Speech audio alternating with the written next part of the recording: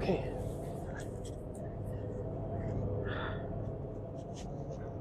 Hey, hello mjana. Zebtikira, mwila sema mburuwana. Heavy. Kwere. Boza. Shesha akatenderera ngoma vadzidaira. Sure. Awadzarira tuma interview ndikutomboita kukwese. Abo. Makuda kutokuitwa zvimwe video. Atospenza. Munospenzere mjana. Aiwa apo, saka poza, ipo mjana. Abomba nangu. Munopedza po.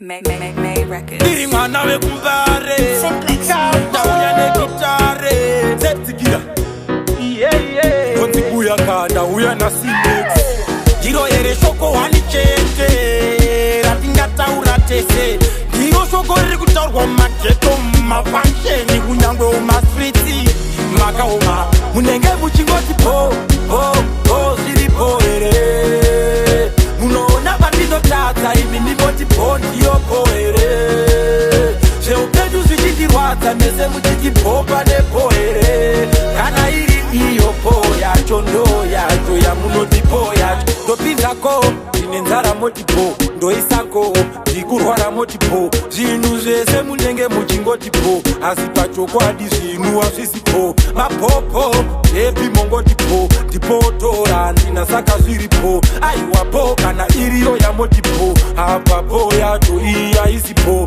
Yatove slogan yekuti po handisini ndoga ndenge ndichingonzi po Tenge takaomerwa muchititi tiripo Kana mimi muripo ndimi makatitsarapo Ekuti munenge muchingoti po Ziripo ere Munoona pandinotadza imi minoti po ndiyo po ere Zveupenyu zvichitirwadza mese muchiti po pane po ere Kana iri iyo po yacho ndo yacho Yamunoti po yangu Ndine katirika ndikugaya kasiripo Ndione 10 ndozokuona zvavapo Not 10 Apo tikangoenda ndichingodzoka chetepo Hapana kana chabatsira mumwe Ukangokumbira watotatsira mumwe Ndizvo zvatiri kuita tese ingori po pese Imimi munenge muchingoti po Zviripo ere Munoona pandinotadza imimi moti po ndiyo po ere